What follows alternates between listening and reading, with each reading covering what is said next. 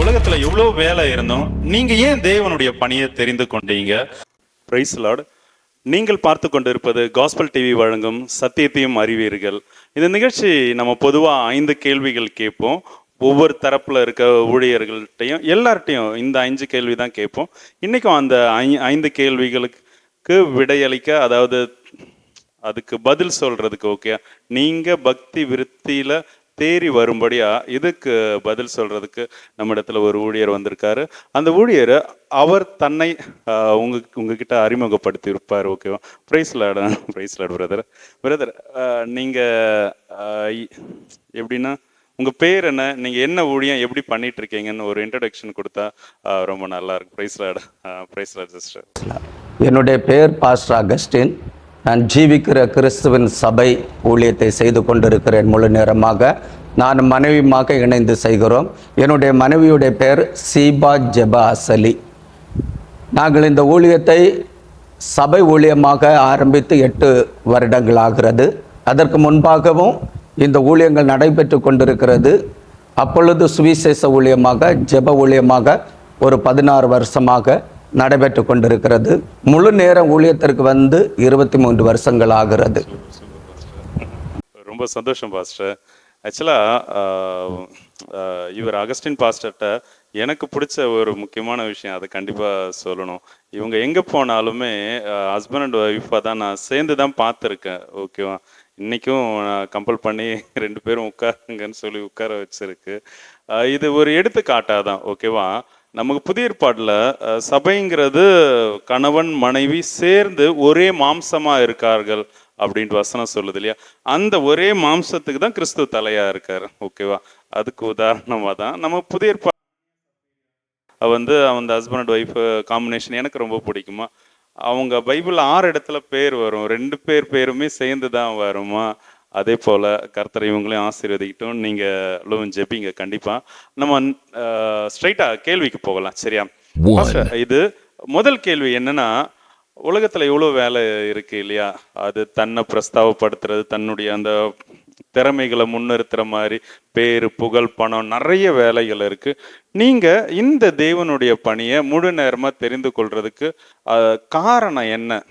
Okay, அந்த காரணத்தை நீங்க அப்போ உலகத்துல அவ்வளோ பெரிய நிறைய வேலைகள் இருந்து அதுல இல்லாதது இதுல என்ன இருக்குங்கிறதுக்கு வேண்டிதான் காரணத்தை கேட்கிறோம். அந்த காரணத்தை நீங்க சொன்னீங்கன்னா அவங்க தேவனுக்குள்ள இன்னும் பக்தி விருத்தியோட வரதுக்கு அது ஏதுவா இருக்கும். கொஞ்சம் சொல்லுங்க பாஸ்டர். கர்த்தருடைய ஊழியம் வந்து உன்னதமானது. அது இந்த உலகத்தில் உள்ள எல்லா வேலைகளை பார்க்கலும் மகிமை நிறைந்த ஒரு நல்ல உத்தம பணியாக காணப்படுகிறது. இந்த உத்தம பணியை செய்கிறது போன்ற ஒரு மேன்மை இந்த உலகத்தில் வேறு எதிலையும் கிடையாது. கர்த்தர் இது தந்த ஒரு நல்ல பாக்கியமாக நாங்கள் நினைத்து இந்த ஊழியத்தை செய்கிறோம். இந்த ஊழியத்தை நான் ஆரம்பிக்கிறதற்கு முன்பாக, ஆண்டவருக்கு ஊழியம் செய்கிறதற்கு வருகிறதற்கு முன்பாக, நான் கர்த்தருடைய ஊழியத்தை செய்வேன் என்று நான் கற்பனை பண்ணி பார்த்ததும் கிடையாது. நான் ஆண்டவருடைய ஊழியத்தை செய்வேன் என்று விரும்பினதும் கிடையாது. ஏனென்றால் என்னுடைய குடும்ப பின்னணி அப்படிப்பட்ட பின்னணி. என்னுடைய அப்பாவுடைய குடும்ப பின்னணி வந்து அவங்க ஐயா வழி பாரம்பரியத்தை சார்ந்தவர்கள். அவங்க ஹிந்து மார்க்கத்திலிருந்து ஹிந்து தெய்வங்களை வழிபடுகிறவர்கள். என்னுடைய அம்மா வந்து ரோமன் கத்தோலிக்க பாரம்பரியத்தை சார்ந்தவர்கள். ரோமன் கத்தோலிக்க பாரம்பரியத்திலிருந்து அவங்க சில சிலைகளை வழிபாடு செய்து தெய்வம் என்று நமஸ்கரித்து கொண்டிருப்பார்கள். குறிப்பாக இயேசுவை பெற்றெடுத்த அம்மாவை தெய்வம் என்று வழிபடுவார்கள். சீசர்களுக்கு முக்கியத்துவம் கொடுப்பார்கள். அவர்களை புனிதர்கள் என்று சொல்லி அவர்களுக்கு வழிபாடு செலுத்தி கொண்டிருப்பார்கள். ஆனால் இயேசுவுக்கு முக்கியத்துவம் கொடுக்காதபடி ஒரு சூழ்நிலையில் எங்கள் அம்மாவுடைய பேக்ரவுண்டு காணப்பட்டது. எங்கள் அம்மாவுக்கு 9 பிள்ளைகள். அதில் 2 பிள்ளைகள் சின்ன பிராயத்தில் இறந்து போய்விட்டது. அதன் பிறகு நாங்கள் 7 பிள்ளைகள். நாங்கள் 6 பையன்கள், ஒரு அக்கா. அப்படி 9 பிள்ளைகளில் 2 பிள்ளைகள் இறந்த பிறகு நாங்கள் 7 பிள்ளைகள் இந்த உலகத்தில் வாழ்ந்து கொண்டிருக்கிறோம். நான் பிள்ளைகளில் 5வது பிறந்த பிள்ளை. ஆனால் என்னுடைய வாழ்க்கையை பார்க்கும் பொழுது நான் இந்த உலகத்துக்கு ஒத்த ஒரு வேஷம் தரித்தவனாக, தெய்வ வழிபாடு அற்றவனாக, தெய்வங்களை வழிபடுகிறதற்கு விருப்பம் அற்றவனாக, குறிப்பாக சொல்லப்போனால் தெய்வம் ஒன்று கிடையாது அந்த எண்ணத்தில் நான் வாழ்ந்து கொண்டிருந்தவன். அப்படி இருக்கும் பொழுது என்னுடைய வாலிப பிராயம் வந்தது. பால்வ பிராயத்தில் சில நெருக்கங்களை, உபத்திரவங்களை நான் சந்திக்க வேண்டியது இருந்தது. குறிப்பாக ஒரு பலவீனம் என்னுடைய சரீரத்தில் ஆட்கொண்டது. அந்த பலவீனம் என்னுடைய சரீரத்திலிருந்து நீங்கும்படியாக பல உபாய காரியங்களை நாங்கள் ஏறெடுத்தோம். சில மந்திரவாதிகளை பார்த்து பரிகாரம் பண்ணி பார்த்தோம், ஒரு விடுதலை கிடைக்கவில்லை. சில மருத்துவமனையில் அணுகி ட்ரீட்மெண்ட் செய்து பார்த்தோம், அதிலும் ஒரு பரிகாரமும் கிடைக்கவில்லை, விடுதலையும் கிடைக்கவில்லை. அதன் பிறகு சில கோயில்களுக்கு போய் அங்கே நாங்கள் அந்த கோயில்களிலே சொல்லப்படுகிற எல்லா காரியங்களுக்கு நாங்கள் கீழ்ப்படிந்து செயல்படுகிறவனாக காணப்பட்டேன். அதிலும் எனக்கு விடுதலை கிடைக்கவில்லை. இனி என்ன செய்வது? இந்த பலவீனம் மாறவில்லையே. இந்த பலவீனத்தின் நிமித்தம் நான் ரொம்ப கஷ்டப்படுகிறேன், மிகுந்த வேதனைப்படுகிறேன்.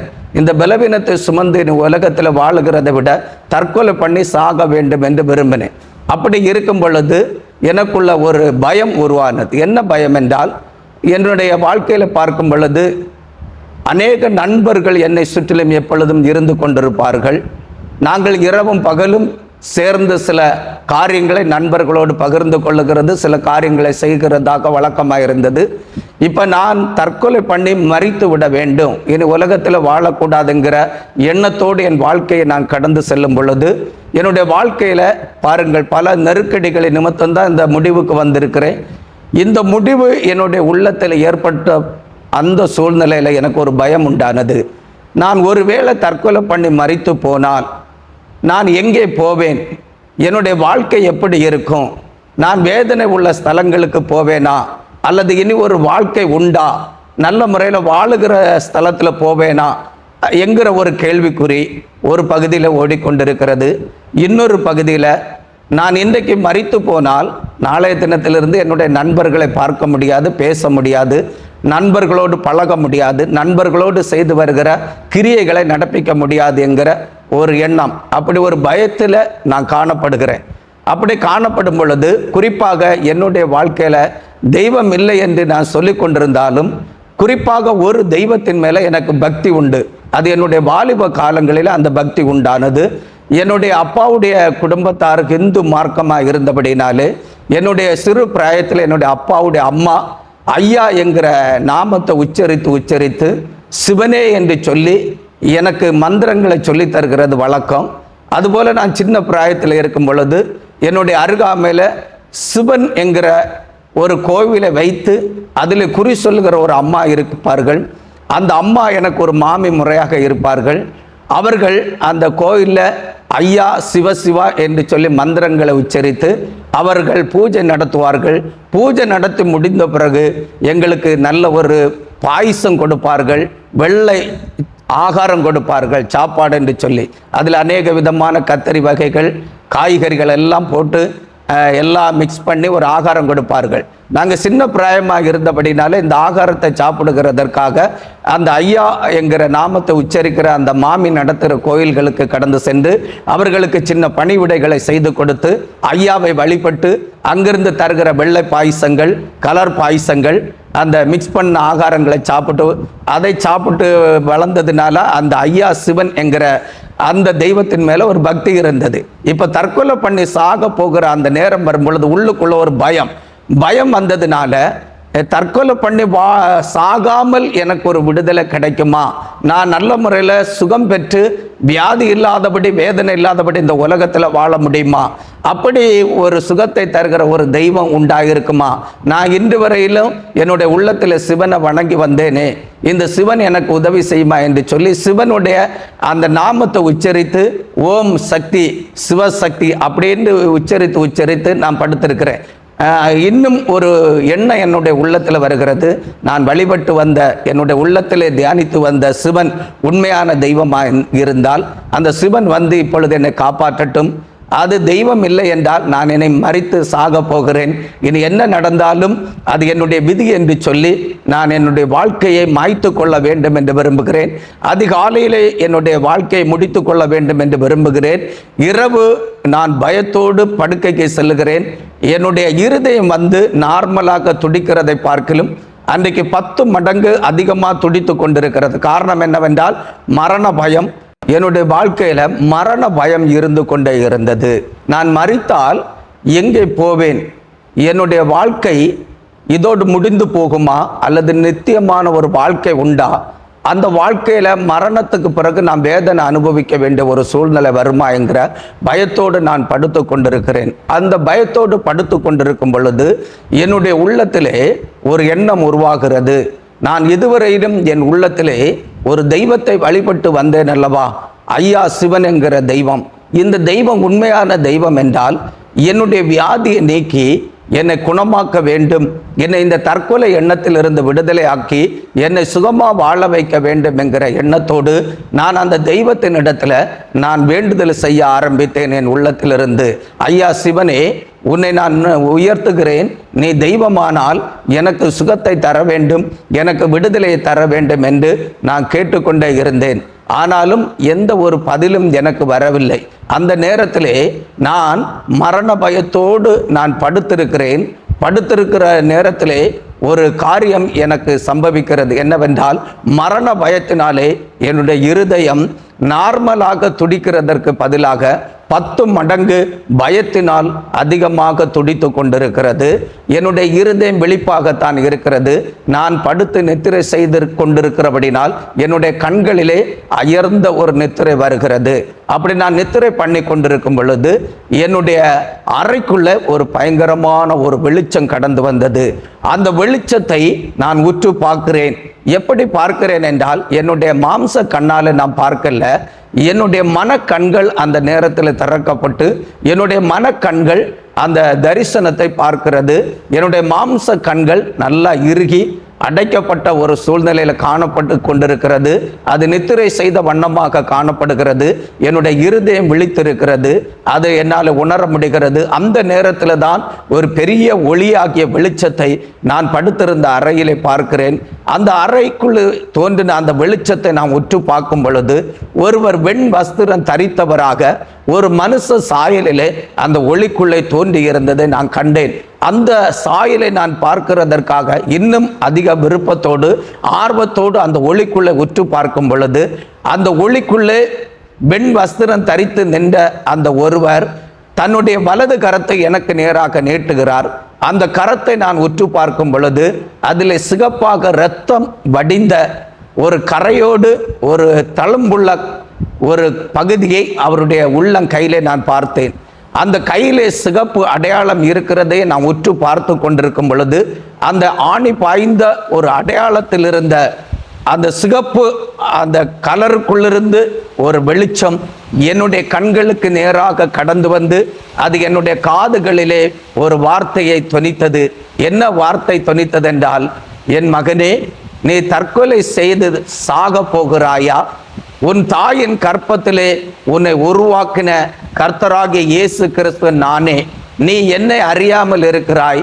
நான் உன்னை தேடி வந்திருக்கிறேன். நீ தற்கொலை செய்து மடிந்து போகக்கூடாது. நீ என்னை பின்பற்றி வா என்று சொல்லி அந்த சத்தத்தை நான் கேட்டேன். அதன் பிறகு அந்த வெளிச்சமும் அந்த கரமும் அந்த ஆணி பாய்ந்த அந்த அடையாளமும் மாறி போனது. அந்த வெளிச்சமும் அந்த அறைக்குள்ளிருந்து மறைந்து போனது. இந்த வெளிச்சத்தையும் அந்த வெளிச்சத்தில் இருந்த ஒருவரை நான் பார்த்த அந்த தரிசனத்தையும் பார்த்து நான் பிரமித்து கொண்டிருக்கும் பொழுது எனக்கு விழிப்பு வந்துவிட்டது. நான் விழித்து பார்க்க வேண்டும் என்று கண்களை திறந்தால் கண்களை திறக்க முடியவில்லை.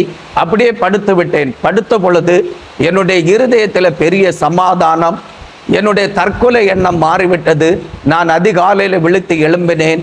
நான் என்னுடைய கடமைகளை செய்துவிட்டு நான் குளித்து ரெடியாகிவிட்டு என்னிடத்தில் இரவு ஒருவர் வந்து பேசினாரே, அவர் இயேசு கிறிஸ்து என்று சொன்னாரே, அவர்தான் உண்மையான தெய்வமா? அப்படியானால் இந்த தெய்வத்தை நான் அறிய வேண்டும். இந்த தெய்வம் என்னிடத்தில் பேசின நேரத்திலிருந்து எனக்கு ஒரு சமாதானம் கிடைத்ததே, எனக்கு ஒரு சந்தோஷம் உள்ளத்தில் இருக்கிறதே, தற்கொலை எண்ணம் மாறிவிட்டதே. ஆகையால் இந்த தெய்வம் உண்மையான தெய்வமா என்று நான் அறிய வேண்டும். ஏனென்றால் இதற்கு முன்பாக ஐயா சிவன் என்கிற தெய்வத்தை நான் வழிபட்டேனே, அந்த தெய்வம் இதுவரையில் என்னோடு பேசவில்லையே, எனக்கு இப்படி ஒரு ஆறுதலான வார்த்தையை தந்து என்னை தேற்றவில்லையே.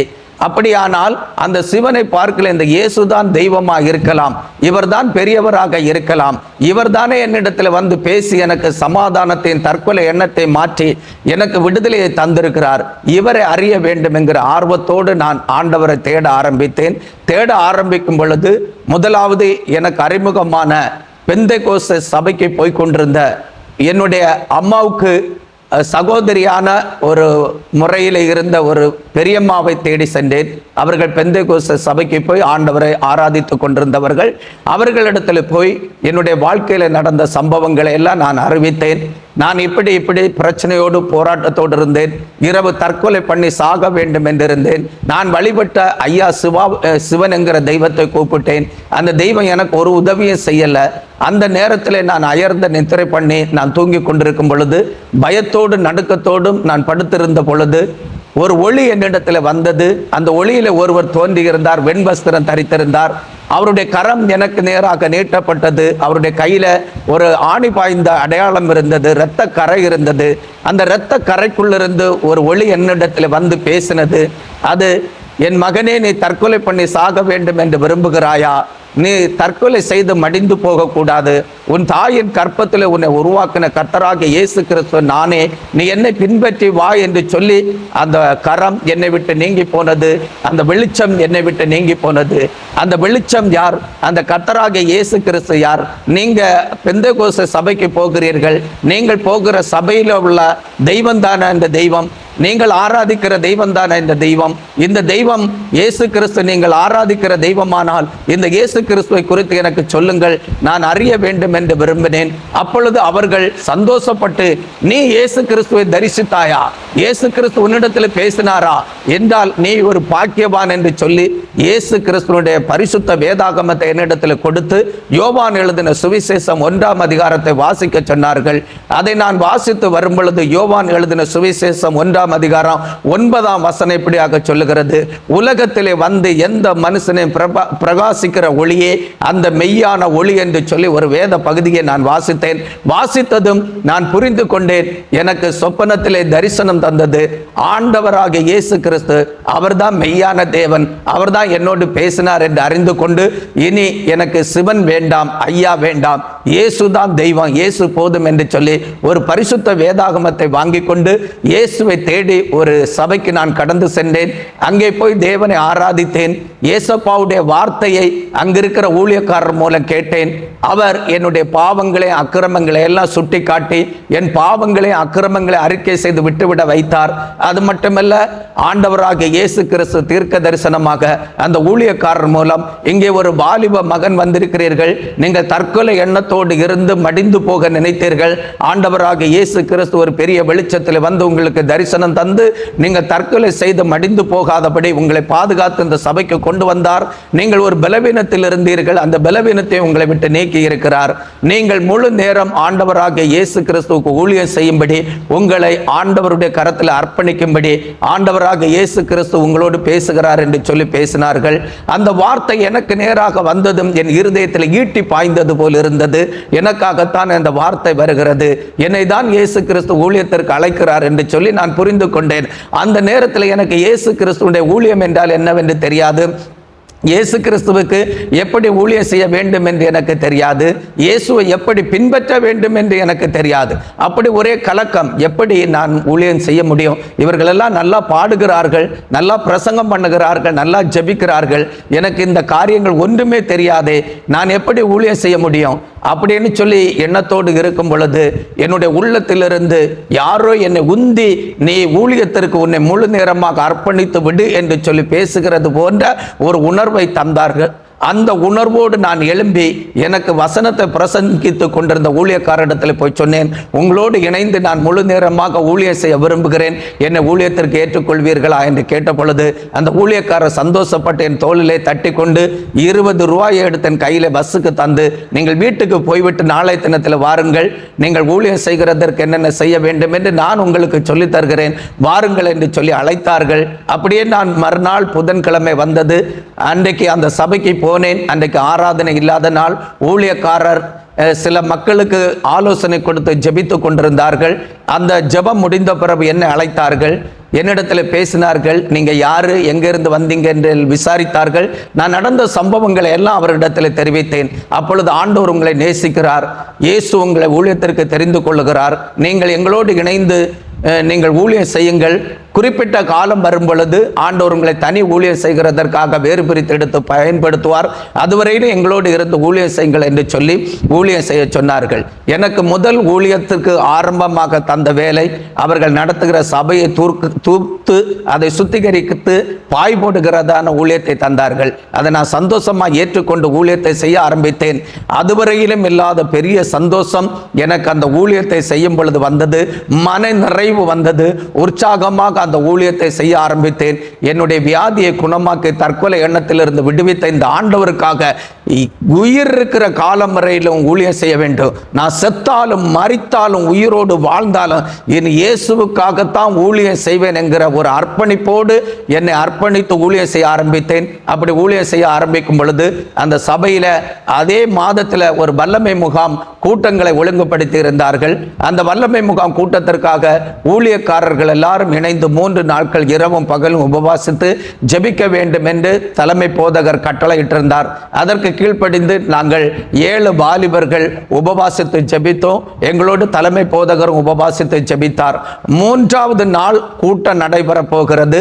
2வது நாள் மாலை வேளையிலே நாங்கள் உபவாசித்து ஜெபித்து விட்டு மாலை வேளையிலே ஒரு மலைப்பகுதியிலே ஆனப்பாறை என்கிற மலைப்பகுதியிலே போய் தேசங்களுக்காக ஊழியங்களுக்காக ஜெபிப்போம் என்று தலைமை போதகரோடு இணைந்து சென்று நாங்கள் ஜெபித்துக் கொண்டிருக்கும் பொழுது தலைமை போதகர் கேட்டார், பரிசுத்த ஆவியை பெற விரும்பி பரிசுத்த ஆவியை பெற்று முழு நேரமாக ஊழியம் செய்ய விரும்புகிறவர்கள் எனக்கு முன்பாக வாருங்கள் என்று ஒரு அழைப்பு கொடுத்தார். உடனே நான் வாஞ்சியோடு முழு நேரமாக ஆண்டவருக்கு ஊழியம் செய்ய வேண்டுமே என்கிற தாகத்தோடு ஆண்டவராக இயேசு கிறிஸ்துவை போல அற்புதங்களை செய்ய வேண்டுமே, பிரசங்கம் பண்ண வேண்டுமே, அந்த கிருபையை வரங்களை ஆண்டவரிடத்திலிருந்து பெற்றுக்கொள்ள வேண்டுமே, அதற்கு பரிசுத்த ஆவியானவர் முக்கியமாக இருக்கிறாரே, இந்த பரிசுத்த ஆவியானவர் எனக்கு வேண்டும் என்று சொல்லி ஊழியக்காரருக்கு முன்பாக போய் நின்றேன். என்னோடு மற்ற வாலிபர்களும் வந்து நின்றார்கள்.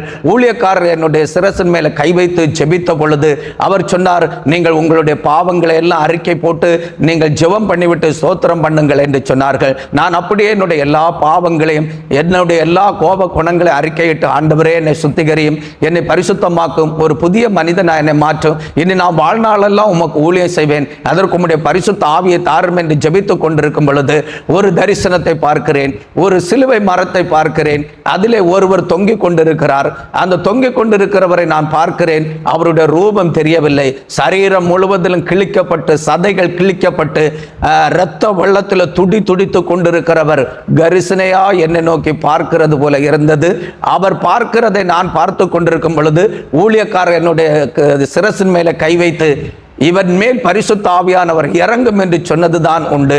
அதற்கு முன்பாக 20 டன் எடை உள்ள ஒரு கல்லை என்னுடைய முதுகுல தூக்கி போட்டா எப்படி என்னுடைய முதுகு வெடிச்சு சிதறுமோ அதுபோல ஒரு வல்லமை எனக்குள்ளே பாய்ந்து வந்தது. என்னுடைய சரீரம் அப்படியே வெடிச்சு சிதறி மறுபடியும் வந்து பொருந்தினது போல இருந்தது. என்னுடைய சரீரம் முழுவதிலும் மின்சார சாக்கு அடித்து கொண்டே இருந்தது. என்னை தெரியாத சில பாசைகளை நான் பேசி கர்த்தரை புகழ ஆரம்பித்தேன். அன்றைக்கு முழு நேரமாக ஊழியம் செய்கிறதற்கு அர்ப்பணித்து இன்று வரையிலும் முழு நேரமாக 23 வருடங்களாக ஆண்டோடைய ஊழியத்தை செய்து வருகிறேன். நான் உலகத்திலே மக்கள் செய்கிற வேலைகளையும் உற்று கவனிக்கிறேன். தேசத்திலே ஆளுகை செய்கிறவர்களை உற்று கவனிக்கிறேன். அதிகாரத்திலே செயல்படுகிறவர்களை உற்று கவனிக்கிறேன். பெரிய பெரிய சம்பளங்களை வாங்குகிறவர்களை உற்று கவனிக்கிறேன். அவர்களுக்கு கிடைக்காத பெரிய சந்தோஷம், மன மகிழ்ச்சி ஆண்டவருக்கு ஊழியம் செய்கிற எனக்கு கிடைக்கிறது. அவர்களுக்கு சம்பளம் கிடைக்கிறது. கர்த்தர் எனக்கு கிருபை மகிமை அருளி செய்கிறார். பரலோகத்தை பாக்கியத்தையும் எனக்கு ஆண்டவர் சந்தோஷமாக தந்து அவருடைய ராஜ்யத்தில் கூட்டி சேர்க்கிற காலம் இருக்கிறது. அந்த பரலோக பாக்கியத்தை பெற்றுக்கொள்ளுகிறதற்காக இன்னும் அதிகமாக நான் ஆண்டவருக்கு ஊழியம் செய்வேன் என்று முழு மூச்சோடு நான் என்னுடைய வாழ்க்கை ஏசப்பாவுக்காக அர்ப்பணித்து எனக்கு ஆண்டவர் தந்த மனைவியோடு இணைந்து முழு நேரமாக ஊழியம் செய்கிறேன். இதை பார்க்கல எனக்கு இந்த உலகத்தில் வேறொரு பாக்கியம் கிடையாது, வேறொரு வேலை கிடையாது, வேறொரு சம்பளம் கிடையாது. இதுவே போதும், பெரிய பாக்கியமா இருக்கிறது. இந்த பணியை எனக்கு தந்த கர்த்தருக்கு நான் கோடான கோடி ஸ்தோத்திரங்களை செலுத்துகிறேன். கர்த்தருடைய நாம் மகிமைப்படுவதாக. ஆமென். அமேன் அமேன் அமேன். ரொம்ப அழகா சொன்னீங்கன்னு. ஆக்சுவலாக ஓகே, இதிலேருந்து நானும் ஒரு சில விஷயங்கள் உங்களுக்கு சொல்லலான்னு நினைக்கிறேன். இப்போது முழு நேர ஊழியத்துக்கு வர்றதுக்கு முன்னாடி ஃபஸ்ட்டு இப்போது அண்ணன் சொன்ன மாதிரி ஒருத்தங்க கீழே அடங்கி இருக்க வேண்டியதாக இருக்குது. ஒரு சபை போதகரோ இல்லை ஒரு எவாஞ்சலிஸ்ட்டோ ஏதோ ஓகே, அவர் நம்மளை முழுசாக ஓகே முழு நேரமாக வந்து தனி ஊழியம் கொடுக்குற வரைக்கும் ஒருத்தங்க கீழே இருக்கணும். ஒரு சிலருக்கு வந்து வேலை செஞ்சுட்டே கூட வந்து மினிஸ்ட்ரிக்கு சப்போர்ட் பண்ணிட்டு இருப்பாங்க. அதுக்கப்புறமா தான் கொண்டு வருவாங்க. நிறைய பேர் இப்போ எடுத்தோம் கவுத்தோன்னு சொல்லிட்டு உடனே சர்ச்சு தொடங்குறது, உடனே பிரசங்கம் பண்ணுறது தான் ஊழியமே நினச்சிட்டு இருக்காங்க. முதல்ல இப்போ நம்ம க்ளீனிங் ஒர்க்கில் இருந்து தான் ஸ்டார்ட் பண்ணணுமே, ஓகேவா? இப்போ நமக்கு இங்கே சொல்லுவாங்க இல்லையா, சாயை அடிக்க தெரியாதவன் அந்த சாயக்கடை போடக்கூடாதா, இந்த மாதிரி. இப்போ நீங்கள் வேலைக்காரனா, ஓகேவா, கால்களை கழுவ தெரியாதவன் வந்து அவன் ஊழியம் செய்கிறதுக்கே வந்து ஆக்சுவலாக முடியாது தான். நிறைய பேருக்கு தெரியாதனால இந்த நேரத்தில் நான் உங்களுக்கு இதை ஒரு வாய்ப்பாக எடுத்து நான் ஞாபகப்படுத்துகிறேன். நம்ம அடுத்த கேள்விக்கு நேராக போகலாம். ஆனால் இப்போது ரட்சிப்புனா என்ன, ஞானஸ்தானம்னா என்ன அப்படி? ரட்சிப்பை குறித்து நாம் சொல்ல வேண்டுமானால் அது தேவன் ஒருவராலே அருளப்படுகிற ஈவாக இருக்கிறது. இந்த உலகத்திலே ஏராளமான கோடிக்கணக்கான மக்கள் வாழுகிறார்கள். குறிப்பாக அதில் நானும் ஒருவனாக இருக்கிறேன். என்னுடைய பழைய வாழ்க்கையை பார்க்கும் பொழுது முழுவதும் பாவம் நிறைந்ததாக, கரைகள் நிறைந்த வாழ்க்கையாக காணப்பட்டது. ஒரு மனிதன் பாவத்தினாலே பிறந்து அநேக பாவங்களை செய்து வாழும் பொழுது அந்த மனிதனுடைய வாழ்க்கையில் ஒரு சமாதானம் இருக்காது, ஒரு சந்தோஷம் இருக்காது. அவன் முழுவதும் பாவத்தினாலே கட்டப்பட்டவனாக மாறி அவன் வேதனைகளையும் சஞ்சலங்களையும் கஷ்டங்களை அனுபவிக்கிற மனிதனாகத்தான் வாழ்வான். அது எந்த மனுஷனாக இருந்தாலும் சரி, எந்த மனுஷியாக இருந்தாலும் சரி. அதுபோல ஒரு மனிதன் பாவத்திலே பிறந்து பாவத்திலே வாழ்ந்து பாவத்தை விட்டு விலகி பரிசுத்தமாக வாழ என்கிற எண்ணம் அந்த மனிதனுடைய உள்ளத்தில் உருவாகும் பொழுது இந்த பாவத்திலிருந்து என்னை விடுதலை ஆக்குறதற்கு யாராலே கூடும் என்கிற எண்ணம் ஒரு மனிதனுக்குள்ள உருவாகும். அப்படி பாவத்தை விட்டு விலகி பரிசுத்தமாய் வாழ வேண்டும், இந்த பாவம் செய்கிறது எனக்கு விருப்பம் இல்லை, இந்த பாவத்திலிருந்து எனக்கு யார் விடுதலை தர முடியும் என்று சொல்லி ஒரு பரிகாரத்தை எப்போ ஒரு மனுஷன் சிந்தித்து பரிகாரம் வேண்டும் என்று விரும்பி செயல்படுகிறானோ அந்த பரிகாரம் அவனுக்கு அவன் விரும்புகிற நேரத்தில் வந்து கிடைத்து அவன் பாவ வாழ்க்கையெல்லாம் விட்டுவிட்டு ஏதோ ஒரு பரிகாரத்தின் மூலம் அவன் பரிசுத்தமாக்கப்பட்டு புதிய மனிதனாக வாழுகிறது இரட்சிப்பாக காணப்படுகிறது. ஏனென்றால் ஆரம்பத்திலே பாவம் செய்து பாவத்தின் விளைவாக பல தீமைகளை கஷ்டங்களை அனுபவித்து வாழ்ந்தான். இப்போ அவன் எதிர்பார்த்த பரிகாரம் அவனுடைய வாழ்க்கையில கிடைக்கும் பொழுது அவன் பாவத்திலிருந்து முழுவதும் விடுதலையாக்கப்படுகிறான், ஒரு புதிய மனிதனாக வாழுகிறான். பழைய வாழ்க்கைக்கும் புதிய வாழ்க்கைக்கும் நிறைய வித்தியாசம் இருக்கிறது. இந்த பரிகாரம் கிடைத்து பரிசுத்தமாக்கப்பட்டவர் அவனுடைய வாழ்க்கையில் ஒரு பெரிய சந்தோஷம், மகிழ்ச்சி உண்டாகிறது. இன்றைக்கு ஏராளமான மக்கள் பாவம் செய்கிறார்கள், தவறான வழியில் நடக்கிறார்கள், ஆண்டவரை மறுதலித்து வாழுகிறவர்களாக செயல்படுகிறார்கள். ஆனால் இதன் நிமித்தம் அநேக உபத்திரவங்களை கஷ்டங்களை அனுபவிக்கிறவர்களாகத்தான் காணப்படுகிறார்கள். இந்த உலகத்திலே எந்த மனுஷன் பிறந்தாலும் பரிசுத்த வேதாகமத்தின் படி பார்க்கும் பொழுது ஆதாமுடைய சாயலிலே தான் பிறப்பிக்கப்படுகிறார்கள். ஆதாமை தேவன் சிருஷ்டித்த நேரங்களிலே ஆண்டவர் தேவனுடைய சாயலிலே சிருஷ்டித்தார். தேவனுடைய மகிமையினாலே நிரப்பி அவனை வாழ வைத்து கொண்டிருந்தார். அவனுக்கு ஏற்ற துணையும் கொடுத்து ஆண்டவர் ஏற்படுத்தின தோட்டத்தில் வைத்து பராமரித்து கொண்டிருந்தார். எப்பொழுது ஆண்டவர் விலக்கின கனியை பறித்து புசித்தார்களோ அப்பொழுது ஆதாமுக்குள்ளும் ஏவாளுக்குள்ளும் பாவம் பிரவேசித்தது. அவர்கள் சமாதானத்தை இழந்தார்கள், அவர்கள் கஷ்டங்களையும் துன்பங்களையும் பாடுகளை அனுபவிக்க ஆரம்பித்தார்கள். மரணம் அவர்களை ஆட்கொள்ள ஆரம்பித்தது. அதன் பிறகு அவர்களுக்கு சந்ததிகள் பிறந்தது. அந்த சந்ததிகள் எல்லாம் பாவம் செய்கிறவர்களாக, கொலை செய்கிறவர்களாக, அக்கிரமம் செய்கிறவர்களாக, சமாதானம் அற்ற வாழ்க்கை வாழ்ந்தார்கள். தேவனோடு தேவ மனுஷனாக தேவ சாயலாக ஏதேன் தோட்டத்தில் இருந்த பொழுது ஆதாமும் ஏவாளும் சமாதானத்தை அனுபவித்தார்கள். தேவன் விலக்கின கனியை பறித்து புசித்த பொழுது அவர்களுக்கு சமாதானம் போய்விட்டது. இந்த சமாதான குலைச்சல்கள் பின் தலைமுறைக்கு வந்து பற்றி கொண்டது. காரணம் என்னவென்றால் இந்த ஆதாமும் ஏவாளும் மூலம் உண்டான சந்ததிகளுக்கு அவர்கள் செய்த பாவம் தலைமுறையாக தொடர்ந்து பிடித்து சந்ததிகளையும் பாவம் செய்ய வைத்தது. ஆகையால் ஒவ்வொரு மனிதன் இந்த பூமியில பிறக்கும் பொழுது பாவ மனிதனாக பிறக்கிறான், பாவ மனுஷியாக பிறக்கிறார்கள். தொடர்ந்து அவர்கள் வளரும் பொழுது துணிகர பாவங்களை செய்கிறார்கள். ஆனால் அவர்கள் விரும்பி பாவங்களை செய்கிறதில்லை. அவர்களை அறியாமலே பாவ எண்ணங்கள், பாவ உணர்வுகள், பாவ சிந்தைகள் உருவாகி பாவத்திற்கு அடிமைப்படுத்தப்பட்டு பாவத்தை செய்கிறவர்களாக காணப்படுகிறார்கள். இந்த பாவத்திலிருந்து விடுதலை பெற வேண்டும் என்று பரிகாரம் உண்டா என்றும் அவர்கள் பாருங்கள் தேடுகிறவர்களாக காணப்படுகிறார்கள். இந்த பரிகாரத்திற்காக தெய்வம் அல்லாததை தெய்வம் என்று வழிபடுகிறார்கள். மலைகளை நோக்கி பிரயாணம் பண்ணுகிறார்கள், குளங்களை நோக்கி பிரயாணம் பண்ணுகிறார்கள், விக்கிரகங்களை தெய்வம் என்று சொல்லி வழிபடுகிறார்கள். இதனால ஒரு பரிகாரம் கிடைக்கும், நம்முடைய பாவங்கள் எல்லாம் நம்மை விட்டு விலகி போகும், நம்முடைய வாழ்க்கையில் ஒரு சமாதானம் கிடைக்கும் என்று தான் இவைகளை எல்லாம் தேடுகிறார்கள். ஆனால் இவர்கள் இப்படிப்பட்ட பரிகாரத்தை தேடினாலும் இவர்களுடைய வாழ்க்கையில சமாதானம் கிடைக்காது. காரணம் என்னவென்றால் அவர்கள் தேடுகிறது தெய்வம் இல்லாதது, அவர்கள் நடக்கிற வழி தெய்வத்திற்கு பிரியமில்லாத வழி, அவர்கள் அறியாததை தேடி பரிகாரம் உண்டாகும் என்று சொல்லி அவர்கள் மூட பழக்க வழக்கத்திற்கு அடிமைப்படுகிறதுனால முதலாவது இருந்த உபத்திரவத்தை பார்க்கிலும் ஏலத்தனையான உபத்திரவங்களை கூட்டிக் கொண்டு வேதனைகளை கஷ்டங்களை அனுபவிக்கிறார்கள். இதிலிருந்து இனி விடுதலை கிடைக்காது என்கிற எண்ணத்தோடு இனி நாம் வாழுகிற காலம் வரையில் இப்படி தான் வாழ வேண்டுமோ அல்லது நாம் தற்கொலை பண்ணி தான் சாக வேண்டுமோ என்கிற எண்ணத்தோடு வாழ்க்கையை வெறுத்தவர்களாக வேதனை அனுபவிக்கிறவர்களாக வாழுகிற நேரத்தில் தான் இவர்களுக்கு ஒரு நற்செய்தி ஆண்டவராக இயேசு கிறிஸ்துவின் மூலம் அறிவிக்கப்படுகிறது.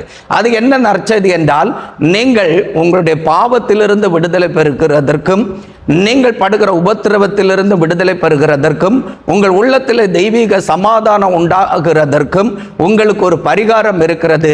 அது நான் கல்வாரி சிலுவையில் சிந்தின இரத்தத்தினாலே உங்களுக்கு அந்த பரிகாரத்தை நான் உண்டாக்கி வைத்திருக்கிறேன். நான் கல்வாரி சிலுவையில் சிந்தின இரத்தத்தை நீங்கள் உங்களுடைய உள்ளத்தில் ஏற்றுக்கொண்டு என் இரத்தத்தினால கழுவப்படும் பொழுது நானே உங்களை சிருஷித்த சிருஷ்டிகர், நானே மெய்யான தேவன் என்று நீங்கள் அறிந்து கொண்டு என்னை சொந்த இரட்சகராக ஏற்றுக்கொள்ளும் பொழுது உங்களுக்கு பரிகாரம் உண்டாகும் என்று சொல்லி ஆண்டோடைய வேதம் நமக்கு போதிக்கிறது. அந்த வேத வசன சத்தியம் நமக்கு நேராக வரும் பொழுது அந்த சத்திய வேத வசனத்தை கேட்டு இயேசு கிறிஸ்து இரத்தத்தினால கழுவப்படும் பொழுது ஒரு மனிதனுடைய பாவங்கள் மன்னிக்கப்படுகிறது. அந்த பாவத்தினால் உண்டான எல்லா சாபங்கள் மாறுகிறது, வேதனைகள் மாறுகிறது, அந்த மனிதன் ஒரு புதிய மனிதனாக மாறுகிறான், அவனுக்கு ரட்சிப்பு உண்டாகிறது. இப்படிதான் ஒரு மனிதனுடைய வாழ்க்கையில ரட்சிப்பு வருகிறது. பரிசுத்த வேதாகமத்திலும் அதற்கு சான்று தெளிவாக இருக்கிறது. நாம் வேதத்தை வாசிக்கும் பொழுது வெளிப்படுத்துதலின் புஸ்தகம் 1ஆம் அதிகாரம் அதன் 6ஆம் வசனத்தை வாசிக்கலாம். நம்மிடத்தில் அன்பு கூர்ந்து தமது இரத்தத்தினாலே நம்முடைய பாவங்களற நம்மை கழுவி தம்முடைய பிதாவாகிய தேவனுக்கு முன்பாக நம்மளை ராஜாக்களும் ஆசாரியர்களும் ஆக்கின அவருக்கு மகிமையும் வல்லமையும் என்றென்றைக்கும் உண்டாயிருப்பதாக. ஆமென். ஆண்டவர் மனிதன் பாவம் செய்து விட்டான், பாவத்தினால் உண்டான சாபத்துக்குள் அகப்பட்டு விட்டான், அவன் வேதனை அனுபவிக்கிறான், மரண தண்டனை அடைய போகிறான். ஆகையால் இவனை எப்படியாவது காப்பாற்ற வேண்டும், இவனை ரட்சிக்க வேண்டும் என்கிறதற்காக மனிதனுக்காக காணக்கூடாத இறைவன், ஒருவரும் சேரக்கூடாத ஒளியிலே வாசம் பண்ணுகிற நம்முடைய தேவனாகிய கர்த்தர், வார்த்தையும் ஆவியும் ஜீவனுமாக இருந்த தேவன் நம்மை மீட்டு ரட்சிக்கிறதற்காக மனித சாயலிலே இந்த பூமியிலே இயேசு என்கிற நாமத்திலே வெளிப்பட்டு நமக்கு அவர் கல்வாரி சிலுவையில் பட்ட பாடுகளின் நிமித்தம் இரத்தம் சிந்தி, அவர் கல்வாரி சிலுவையில் சிந்தின இரத்தத்தினால தான் இந்த உலகத்தில் வாழுகிற எல்லா மக்களுடைய பாவங்களை நீக்கி ரட்சிக்கிற இரட்சகராகவும் பரிகாரியாகவும் இருக்கிறார் என்று நாம் அறிந்து கொள்ள வேண்டும். இயேசு கிறிஸ்துனுடைய இரத்தம் தான் நம்மை கழுவி சுத்திகரிக்கிறது. இயேசு கிறிஸ்துனுடைய இரத்தம் நம்மை எப்பொழுது கழுவுகிறதோ அப்ப நம்முடைய பாவங்கள் மன்னிக்கப்பட்டு நாம் பரிசுத்தமாக்கப்பட்டவர்களாக, புதிய மனிதர்களாக, நல்ல மனிதர்களாக வாழுகிறதற்கு அது உதவி செய்கிறது. இப்பொழுது வாசித்த வசனம் அதைத்தான் சொல்லுகிறது. அவர் நம்மிடத்தில் அன்பு கூர்ந்து அவர் சிலுவையில் சிந்தின இரத்தத்தினாலே நம்முடைய பாவங்களற நம்மை கழுவி நம்மை அவருடைய பிதாவாகிய தேவனுக்கு முன்பாக ஆசாரியர்களும் ராஜாக்களும் ஆக்கி இருக்கிறார். முதல்ல நம்ம பாவிகளாக வாழ்ந்தோம், பாவத்தில் உழன்று கொண்டிருந்தோம். பாவத்தின் தண்டனையாகிய சமாதான குலைச்சலை பெற்று அனுபவித்தோம். வேதனை அனுபவிக்கிறவர்களாக, அனுதினமும் சஞ்சலத்தை அடைகிறவர்களாக, கற்ப வேதனை அனுபவிக்கிறவர்களாக வாழ்ந்து கொண்டிருந்தோம். இதிலிருந்து விடுதலை கிடைக்குமா? இந்த பாவத்திலிருந்து விடுதலை பெறுகிறதற்கு ஒரு பரிகாரம் உண்டா என்று சொல்லிதான் நம்ம ஏங்கிக் கொண்டிருந்தோம். இன்றைக்கு அநேக கோடிக்கணக்கான மக்களுடைய வாழ்க்கை அப்படிதான் ஏக்கத்தில் இருக்கிறது. இப்பொழுது ஆண்டவர் உங்களோடு பேசி கொண்டிருக்கிறார். உங்களுக்கு ஒரு பரிகாரம் இருக்கிறது. அவர் உங்களிடத்தில் அன்பு கூர்ந்து கொண்டிருக்கிறார். இந்த உலகத்தில் வாழுகிற யார் உங்களிடத்தில் அன்பு கூறாமல் போனாலும், இந்த உலகத்தில் நீங்கள் வழிபட்டு வந்த தெய்வங்கள் உங்களிடத்தில் அன்பு கூறாமல் போனாலும், உங்களிடத்தில் உண்மையாக அன்பு கூறுகிறதற்கு உண்மையான தேவன் இயேசு கிறிஸ்து இருக்கிறார். அவர் உங்களுக்காகவே இந்த பூமியில மனிதனாக பிறந்து கல்வாரி சிலுவையில் ரத்தம் சிந்தி அவர் ஜீவனை தந்தவராக இருக்கிறார். அவர் பாடு அனுபவித்தவராக இருக்கிறார். ஆகையால் பாவம் செய்கிற ஜனங்களிடத்தில் அன்பு கூறுகிறார். உங்களை பாவத்திலிருந்து விடுதலை ஆக்குகிறதற்கு கல்வாரி சிலுவையில் அவர் சிந்தின இரத்தத்தை பரிகாரமாக வைத்திருக்கிறார். அந்த இரத்தத்தினாலே நீங்கள் கழுவப்படும் பொழுது நீங்கள் பாவத்திலிருந்து விடுதலை பெறுகிறீர்கள், அக்கிரமத்திலிருந்து விடுதலை பெறுகிறீர்கள், சாபத்திலிருந்து விடுதலை பெறுகிறீர்கள், மரண கட்டிலிருந்து விடுதலை பெறுவீர்கள் என்கிறது நிச்சயம். என அன்பானவர்களே, இந்த நிகழ்ச்சியை பார்த்து கொண்டிருக்கிறவர்களுக்கு ஒரு காரியத்தை நான் உங்களுக்கு தெளிவாக சொல்லுகிறேன். ஆண்டவராக இயேசு கிறிஸ்துவினுடைய இரத்தத்தினால கழுவப்படுகிறது தான் ரட்சிப்பு. ஆண்டவராக இயேசு கிறிஸ்துவினுடைய இரத்தத்தினால கழுவப்படாத ஒருவரும் ரட்சிக்கப்பட முடியாது. இயேசு கிறிஸ்துவினுடைய இரத்தத்தினால கழுவப்பட்டவர்களுக்கு இயேசு கிறிஸ்து ரட்சிப்பாக இருக்கிறார். இயேசு கிறிஸ்து ரட்சிப்பாக இருந்து உங்களை வழி நடத்துவாரானால் அவர் உங்களுக்கு நித்திய ஜீவனையும் தந்து பரலோக ராஜ்யத்தில் கூட்டி சேர்த்து அவருடைய ராஜ்யத்தில் உங்களை வாழ வைப்பார் என்கிறது மெய்யே. அவருடைய இரத்தத்தினால் கழுவப்படாமல் இருந்தால் மீட்கும் கிடையாது, ரட்சிப்பும் கிடையாது. என்ன கேட்பீர்களானால், ஆண்டவராக இயேசு கிறிஸ்து என்னிடத்தில் அன்பு கூர்ந்து அவர் கல்வாரி சிலுவையில் சிந்தின இரத்தத்தினாலே என் பாவங்களரை என்னை கழுவி என்னுடைய பிதாவாகிய தேவனுக்கு முன்பாக என்னை இயேசு கிறிஸ்து ஆசாரியனாக ராஜாவாக ஏற்படுத்தி வைத்திருக்கிறார். நான் ஆதியிலே வாழ்ந்த வாழ்க்கை, நான் ஆரம்பத்திலே வாழ்ந்த வாழ்க்கை பாவ வாழ்க்கை. அந்த வாழ்க்கையினாலே நான் மிகுந்த வேதனைகளை கஷ்டங்களை அனுபவித்து தற்கொலை செய்து சாக இருந்தேன். ஆண்டவராக இயேசு கிறிஸ்து எனக்காக கல்வாரி சிலுவையிலே பட்ட பாடுகளை நிமித்தம் அவர் பரிகாரத்தை உண்டாக்கி வைத்திருந்தபடினாலே அந்த பரிகாரியாக இயேசு கிறிஸ்து என்னை விடுவித்து ரட்சிக்கிறதற்காக என்னை தேடி வந்தார். அவருடைய இரத்தத்தினாலே என்னை கழுவி சுத்திகரித்தார், பரிசுத்தமாக்கினார். இப்பொழுது நான் ரட்சிக்கப்பட்டவனாக இருக்கிறேன். இந்த அனுபவத்துக்குள்ள நீங்கள் வரும் பொழுதுதான் ரட்சிக்கப்படுகிறீர்கள். ரட்சிப்புக்கு முதல் காரணம் இயேசு கிறிஸ்து உங்களிடத்தில் அன்பு கூறணும். அவர் கல்வாரி சிலுவையில் சிந்தின இரத்தத்தினாலே உங்களுடைய பாவங்களற கழுவ வேண்டும், உங்களை சுத்திகரிக்க வேண்டும். அப்போதான் உங்களுக்கு ரட்சிப்பு உருவாகிறது. அப்படி ஆண்டவரால் ரட்சிக்கப்படுகிற உங்களுக்கு ஒரு புதிய வாழ்க்கையை தருகிறார். நீங்கள் ஆசாரிய கூட்டம், தேவனுடைய ராஜரீக கூட்டமாக இருக்கிறீர்கள். மகிமையானவைகளை நீங்கள் அனுபவிக்க ஆண்டவர் உதவி செய்கிறார். ரட்சிப்பு என்றால் இதுதான். இப்படிதான் ரட்சிப்பு உருவாகிறது. இயேசு கிறிஸ்துவ இரத்தத்தினாலே ரட்சிப்பு உருவாகிறது. ஞானஸ்நானம் என்கிறது முதலாவது நாம் பார்க்கும் பொழுது, ஞானஸ்நானம் என்கிறது இயேசு கிறிஸ்து அவர் நமக்காக கல்வாரி சிலுவையிலே பாடு அனுபவித்து இரத்தம் சிந்தி மரித்தார். அவர் மரித்தது எதற்கென்றால் நம்முடைய பாவங்களுக்காக அவர் மரித்தார். அவர் கல்லறையில் அடக்கம் பண்ணப்பட்டார். அவர் 3ஆம் நாள் உயிரோடு எழும்பினார். உயிரோடு எழும்பினது தேவனுக்கென்று கிறிஸ்து பிழைத்திருந்து வாழும்படி அவர் உயிரோடு எழும்பினார். அதுபோல நாமும் ஒரு காலத்தில் பாவம் செய்கிற ஜனங்களாக வாழ்ந்தோம். அதனால நாம் மரித்தவர்களாக காணப்பட்டோம். இப்ப இயேசு கிறிஸ்து நம்முடைய பாவங்களுக்காக மரித்ததினால மரணத்திலிருந்தும் பாவத்திலிருந்து நமக்கு விடுதலை உண்டாகிறதற்கான ஒரு அடிக்கல்லாக மூலைக்கல்லாக அவர் இருக்கிறார். ஆகையால் நாம் இயேசு கிறிஸ்துனுடைய நீதியாகிய பிதா குமாரன் பரிசுத்த ஆவியின் நாமத்தில் மூழ்கி ஞானஸ்நானம் எடுக்கிறது நிமித்தம் நம்முடைய பாவங்களுக்காக நாம் செத்து தண்ணீருக்குள்ளே அடக்கம் பண்ணப்படுகிறோம். ஆண்டவராக இயேசு கிறிஸ்து மரித்தோரிலிருந்து 3ஆம் நாள் உயிரோடு எழும்பி அவர் தேவனுடைய வலது பாரிசத்தில் மகிமையின் சாயலை தரித்து உட்கார்ந்திருக்கிறார். ஆகையால் நாமும் ஞானஸ்நானம் பெற்று கரையேறும் பொழுது கிறிஸ்துவனுடைய சாயலை தரித்து கொள்ளுகிற புதிய மனிதனாக வாழுகிறோம். அதாவது ஞான ஸ்நானத்தின் மூலம் ஆண்டவராகிய இயேசு கிறிஸ்துவ நமக்குள்ள தரித்து கொள்ளுகிறோம். இது ஒரு அனுபவம். இரண்டாவது அனுபவம், நம்முடைய தேவனாகிய இயேசு கிறிஸ்துவோடு நல் மனசாட்சியின் உடன்படிக்கை செய்கிறோம். நல் மனசாட்சியின் உடன்படிக்கை பலர் செய்வார்கள். தொழில் செய்கிறவர்கள் 2-3 நண்பர்கள் இணைந்து ஒரு தொழிலை ஆரம்பிக்கும் பொழுது அவர்கள் தங்களுக்கு இருக்கிற வருமானத்தை அந்த தொழிலுக்காக முதலீடு செய்து அந்த தொழிலை நல்ல முறையில் செய்வார்கள்.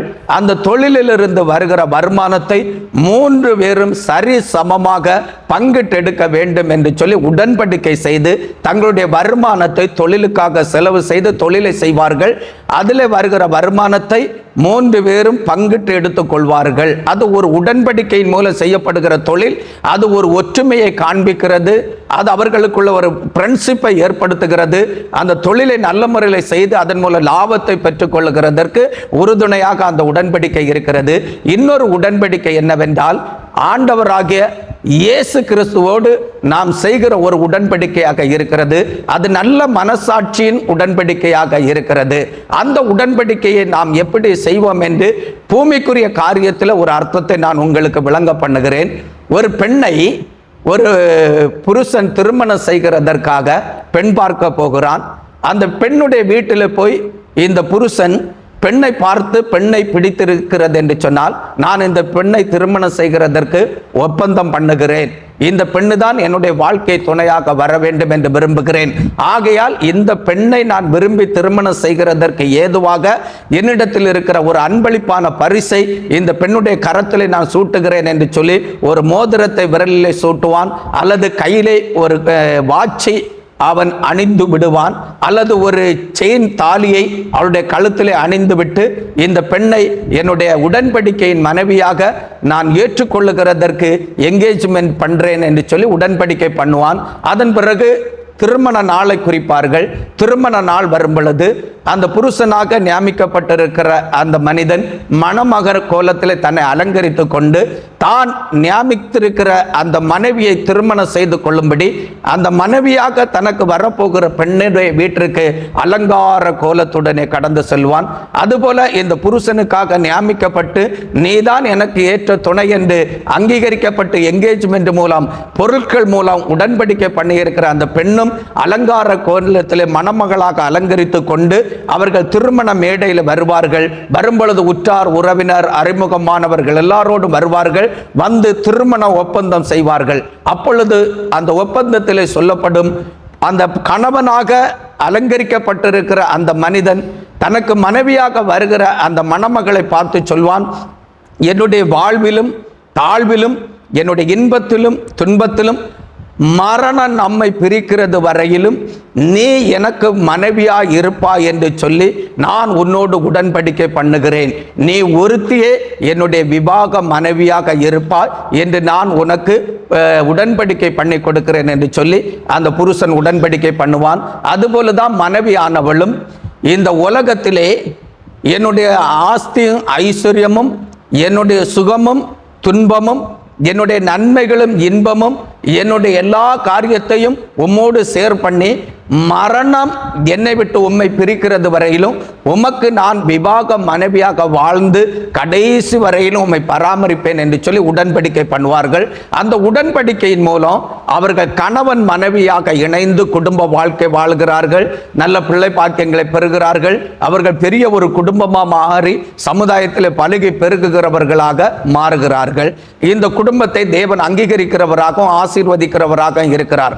அதுபோலதான் நல் மனசாட்சியின் உடன்படிக்கை என்கிறது. ஆண்டவராக இயேசு கிறிஸ்து நம்மை எல்லாரையும் மீட்டு கொள்ளுகிறதற்காக கல்வாரி சிலுவையில் ரத்தம் சிந்தி பாட அனுபவித்தார். அவர் நமக்காக மரித்து கல்லறையில் அடக்கம் பட்டு 3ஆம் நாள் உயிரோடு எழும்பினார். அவர் கல்வாரி சிலுவையில் சிந்தின இரத்தத்தினாலே நம்மை மீட்டெடுத்திருக்கிறார். ஆகையால் தான் வேதத்தில் ஒரு பகுதி சொல்லப்பட்டிருக்கிறது, கிரயத்திற்கு கொல்லப்பட்டீர்களே, ஆகையால் உங்கள் ஆவி ஆத்துமா சரீரமாகிய உங்களுடைய முழு வாழ்க்கையும் கர்த்தருடைய கையில் ஒப்பு கொடுத்து அந்த ஆவி ஆத்துமா சரீரத்தின் மூலம் உங்கள் தேவனை மகிமைப்படுத்துங்கள் என்று சொல்லப்பட்டிருக்கிறது. அப்ப இயேசு கிறிஸ்துனுடைய இரத்தத்தினால கழுவப்பட்டவர்கள் தங்களுடைய ஆவி ஆத்துமா சரீரம் முழுவதும் இயேசு கிறிஸ்துவுக்கு என்று ஒப்பு கொடுக்கப்பட்ட ஒரு வாழ்க்கை வாழுகிறதாக காணப்படுகிறது. அப்படி ஆவி ஆத்துமா சரீரம் இயேசு கிறிஸ்துவுக்கு ஒப்பு கொடுக்கப்பட்டதாக காணப்பட வேண்டுமானால் அதுல ஒரு நல் மனசாட்சியின் உடன்படிக்கை இயேசுவோடு பண்ண வேண்டியது இருக்கிறது. அந்த நல்ல மனசாட்சியின் உடன்படிக்கை என்னவென்றால் இயேசு கிறிஸ்துவாலே ஏற்படுத்தப்பட்டிருக்கிற நீதி. அந்த நீதி என்னவென்றால் பிதா குமாரன் பரிசுத்த ஆவி நாமத்தினாலே தண்ணீரில் மூழ்கி இயேசு கிறிஸ்து பரிசுத்த தேவனாக இருக்கிறபடினாலே, அவர் நீதியின் தேவனாக இருக்கிறபடினாலே, அவரோடு நல் மனசாட்சி உள்ள உடன்படிக்கையை செய்ய போகிற மனவாட்டியாக நாம் அவருடைய கரத்தில் ஒப்பு கொடுத்து அவருடைய பிள்ளையாக வாழ போகிறபடினால், அவருடைய இரத்தத்தினாலே நாம் மீட்கப்பட்டபடினால், அவருடைய இரத்தத்தினாலே மீட்கப்பட்ட நாம் இனி கிறிஸ்துவுக்கே நான் அடிமை, கிறிஸ்துவை அல்லாமல் என்னிலே ஒன்றுமில்லை, நான் வாழ்ந்தாலும் மரித்தாலும் கிறிஸ்துவுக்காகத்தான் வாழ்வேன், கிறிஸ்துவுக்காகத்தான் சேவை செய்வேன், கிறிஸ்துவுக்காக என்னை விட்டு போடுகிறேன் என்று சொல்லி அவருக்கேற்ற பரிசுத்த பிள்ளைகளாக நீதி உள்ள வாழ்க்கை வாழுகிறதற்காக அவரோடு நல் மனசாட்சியின் உடன்படிக்கை செய்கிறது தான் ஞானஸ்நானம். அந்த ஞானஸ்நானம் பிதா குமாரன் பரிசுத்த ஆவி நாமத்தில் மூழ்கி ஞானஸ்நானம் பெற்று நம்முடைய முன் பாவங்கள் எல்லாம் அந்த தண்ணீருக்குள்ள அடக்கம் பண்ணப்பட்டு கிறிஸ்து என்கிற பூரண புருஷனுக்கு ஏற்ற மகிமை உள்ள மனவாட்டியாக அவருடைய கையிலே ஒப்பு கொடுக்கப்படுகிறதற்கேற்ற பரிசுத்த கற்புள்ள வாழ்க்கை வாழுகிறதற்கு தான் பிதா குமாரன் பரிசுத்த ஆவி என்கிற ஞானஸ்நானமாகிய நீதியை நிறைவேற்றி அந்த நீதியின் மூலம் இயேசு கிறிஸ்துவோடு நல் மனசாட்சியின் உடன்படிக்கை செய்து இந்த நீதியின் மூலம் நான் இனி உமக்கு ஒருவருக்கே மனவாட்டியாக உம்முடைய பிள்ளையாக வாழ்வேன், இனி நான் மரித்தாலும் பிழைத்தாலும் உமக்காகத்தான் மரிப்பேன், உமக்காகத்தான் பிழைப்பேன், இந்த உலகத்தில் வாழுகிற சகல நாட்களும் நான் உமக்கு அடிமையாக இருப்பேன் என்று அர்ப்பணித்து செய்கிற அந்த நீதிதான் ஞானஸ்நான உடன்படிக்கை. இன்னொன்று, கிறிஸ்து மரித்து அவர் உயிரோடு எழும்பி அவர் மகிமையின் சாயலாக உயிர்த்தெழுதலின் சாயலாக இருக்கிறார். அந்த சாயலோடு இந்த ஞானஸ்நானம் கிறிஸ்துவோடு நம்மை இணைக்கிறது. நாமும் கிறிஸ்துவனுடைய சாயலை தரித்து கொள்ளுகிறவர்களாக மாறுகிறோம். இன்னொன்று, கிறிஸ்து மரித்தோரிலிருந்து உயிரோடு எழும்பினபடினாலே அந்த உயிர்த்தெழுதல் நம்மளை ரட்சிக்கிறதாகவும் இருக்கிறது. இதுதான் ஞானஸ்நானம். அழகா சொன்னீங்க பாஸ்டர். ஓகேவா, ரட்சிப்புனா அது இயேசுவின் வழியாக தான் வருது. பாவத்துல இருந்து திரும்புறது, அவருடைய ரத்தத்தினால நம்ம மீட்கப்படுறோம் அப்படிங்கிறது. இப்போ ஞானஸ்தானமும் வந்து தெய்வ நீதியாக இருக்கு, இது வந்து உடன்படிக்கையாக இருக்குது அப்படின்னு சொல்லிட்டு வசன அடிப்படையில இருந்து சொல்லி கொடுத்தாங்க. இதில் இன்னும் உங்களுக்கு தெரிஞ்சுக்க விரும்புனீங்கன்னா நீங்கள் கீழே பார்க்குற அந்த ஃபோன் நம்பர் கால் பண்ணுங்கள். ஓகே, கர்த்தர் உங்களுக்கு தேவையான சத்தியத்தை நிச்சயமாக வந்து உங்களுக்கு போதிப்பார். நம்ம அடுத்த கேள்விக்கு நேரம் போகலாம். ஃபர்ஸ்ட் அடுத்த கேள்வி என்னன்னா, இப்போ இந்த 2025 இருக்கிற வாலிப பிள்ளைங்க இருக்காங்க இல்லையா, இப்போ இருக்கிற பிள்ளைகளை தேவன் பயன்படுத்த முடிகிற அளவுக்கு இருக்கா, இல்லை தேவனால பயன்படுத்த முடியுமா இந்த வாலிப பிள்ளைகளை? உங்களுடைய அனுபவத்தில் உங்கள் சபையில் இருக்கிற பிள்ளைங்க உங்களுக்கு யூஸ் ஆகுறாங்களா? அதாவது இப்போ இருக்கிற பிள்ளைங்களை பார்த்தா வந்து எப்படி இருக்குன்னா, அவங்க நடந்துக்கிறது கீழ்ப்படியாமல் அப்படிலாம் நிறைய காரியங்கள் இருக்குது. ஆனால் ஆக்சுவலாக தேவனால் பயன்படுத்த முடியுமா? பிள்ளைகள் மனம் மாற ஆயத்தமாக இருக்காங்களா? அந்த மாதிரியானத கேள்வி தான் இது. கொஞ்சம் நீங்கள் அதை சொன்னால் நம்ம காஸ்பல் டிவி வியூவர்ஸ்க்கு கொஞ்சம் யூஸ்ஃபுல்லாக இருக்கும்னு. இருக்கிற வாலிப சமுதாயத்தை பார்க்கும் பொழுது 75% வாலிபர்கள் சினிமா துறையிலும் அரசியல் தலைவர்களுடைய கையிலும் மதவாத சக்திகளுடைய கையிலும் இருந்து செயல்பட்டு கொண்டிருக்கிறார்கள்.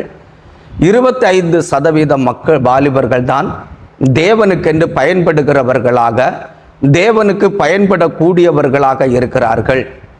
சபையில் வாலிபர்கள் அநேகர் வருகிறார்கள். சிலர் உபதேசத்தை கேட்டு அதற்கு கீழ்ப்படிந்து ஆண்டவருடைய அழைப்புக்கு இணைந்து ஊழியம் செய்கிறதற்கு அர்ப்பணித்து ஊழியம் செய்கிறார்கள். சில வாலிபர்கள் சபைக்குள்ள வந்தாலும் அவர்களை உலகத்தின் ஈர்ப்பினால் ஈர்க்கப்பட்டு அவர்கள் படிக்கிற காலங்களிலே, ஃப்ரெண்ட்ஷிப்புகளிடத்தில் பழகிற காலங்களிலே, அல்லது வேலை பார்க்கிற காலங்களிலே இந்த உலக கவர்ச்சி ஆடம்பரத்தையும் விரும்பி சபைக்கு வருகிறதை கொஞ்சம் கொஞ்சமாக நிறுத்திவிட்டு சபையை விட்டு பின்மாறி போகிற ஒரு சூழ்நிலையில தான் வாலிபர்கள் இருக்கிறார்கள். ஆனால் ஒரு 10% வாலிபர்கள் ஆண்டவருக்காக பக்தி வைராக்கியம் உள்ளவர்களாக வாழுகிறார்கள். ஆண்டவருக்காக ஊழியம் செய்ய வேண்டும், பரிசுத்த வாழ்க்கையை காத்துக்கொள்ள வேண்டும் என்று வாழ்ந்து கொண்டிருக்கிறார்கள். வாலிப சமுதாயத்திலும் ஆண்டவர் ரட்சிப்பை கொடுத்து அவருடைய ஊழியத்தை செய்கிறதற்கென்று தெரிந்தெடுத்து பயன்படுத்தி கொண்டிருக்கிறார்.